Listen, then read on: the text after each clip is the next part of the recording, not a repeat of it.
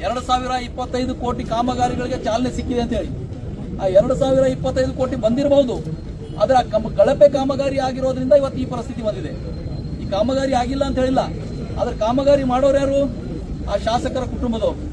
ಕಾಮಗಾರಿ ಯಾವ ರೀತಿ ಮಾಡ್ತಾ ಇದ್ದಾರ? ನಾವು ಕಳೆದ ಸಲ ಹೋರಾಟ ಮಾಡಿದಾಗ ಹೇಳಿದ್ದೀವಿ, ಏರ್ಪೋರ್ಟ್ನಿಂದ ಚಿದ್ರಿ ರೋಡಿಗೆ ಆ ರೋಡಿಗೆ ಡಿವೈಡರ್ ಹಾಕಿ ಕರೆಂಟ್ ಎಲೆಕ್ಟ್ರಿಕಲ್ ಪೋಲ್ ಹಾಕಿದ್ದೀವಿ ಅಂತ ಬಿಲ್ ಎತ್ತಿದ್ದಾರೆ. ಅದರಲ್ಲಿ ಇವತ್ತಿನವರೆಗೂ ಆ ಕಾಮಗಾರಿ ಆಗಿಲ್ಲ. ಅದನ್ನು ಪರಿಶೀಲನೆ ಮಾಡ್ಲಿಕ್ಕೆ ಹೋದಾಗ ಬಿಲ್ ಹೆಂಗೆ ಎತ್ತಿದ್ದಾರೆ ಅಂದ್ರೆ ಕಾಮಗಾರಿ ಹೆಸರು ಏರ್ಪೋರ್ಟ್ನಿಂದ ಚಿದ್ರಿ ರೋಡ್, ಅದ್ರ ಕಾಮಗಾರಿ ಎಲ್ಲೋ ಬೇರೆ ಒಂದು ಕಡೆ ಆಗಿದೆ ಅಂತ ತೋರಿಸ್ತಾರೆ. ಇವತ್ತು ಆಲ್ರೆಡಿ ಇದ್ದಂಥ ಡಿವೈಡರ್ಗಳನ್ನು ಒಡೆಯುವಂಥ ಕೆಲಸ ಮಾಡ್ತಾರೆ.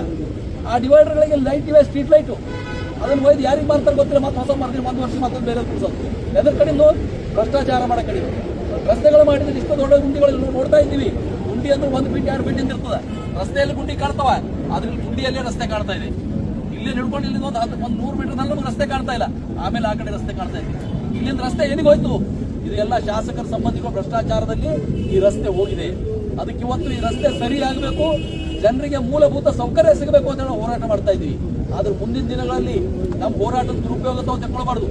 ಇವತ್ತು ಈ ಹೋರಾಟದ ಫೋಟೋನೇ ಒಯ್ದು ಮತ್ತೆ ಮುಖ್ಯಮಂತ್ರಿ ಬಲ್ ಕುಂತಿ ಇನ್ನೂ ಒಂದು ಥೋಡೆ ಫಂಡ್ ತಂದು ಮತ್ತೊಂದು 100 ಕೋಟಿ 200 ಕೋಟಿ ತಂದದಲ್ಲ, 1 ಕೋಟಿದ ಕೆಲಸ ಮಾಡಿ 99 ಕೋಟಿ ತಿನ್ನುವಂಥ ಕೆಲಸ ಆಗಬಾರ್ದು. ಅದಕ್ಕೆ ಮುಂದಿನ ದಿನದಲ್ಲಿ ಎಲ್ಲೆಲ್ಲಿ ಕಾಮಗಾರಿಗಳು ನಡೀತಾವ ಆ ಕಾಮಗಾರಿಗಳು ನಮ್ಮ ಪಕ್ಷದ ಕಾರ್ಯಕರ್ತರು ವಿನಂತಿ ಮಾಡ್ತೀವಿ. ನಮ್ಮ ವಾರ್ಡ್ಗಳಲ್ಲಿ ಕಾಮಗಾರಿ ನಡೀತಾ ಇದ್ದಾಗ ಆ ಕಾಮಗಾರಿ ಎಸ್ಟಿಮೇಟ್ ತಗೊಂಡು ಅದನ್ನು ಸರಿಯಾಗಿ ಮಾಡ್ತಾ ಇದ್ದಾರಾ ಇಲ್ಲ ಅಂತ ವಾಚ್ಡಾಗ್ ಕೆಲಸ ಕೂಡ ನಾವು ವಿರೋಧ ಪಕ್ಷದವರಾಗಿ ಮಾಡುವಂತ ಅನಿವಾರ್ಯತೆ ಇವತ್ತು ಎದುರಾಗಿದೆ. ಯಾಕಂದ್ರೆ ನಾವು ಶಾಸಕರಿದ್ದಾರೆ ಅಂದ್ರೆ ಚೆನ್ನಾಗಿ ಕೆಲಸ ಮಾಡ್ತಾರ ಅಂತ ಇದ್ದೀವಿ.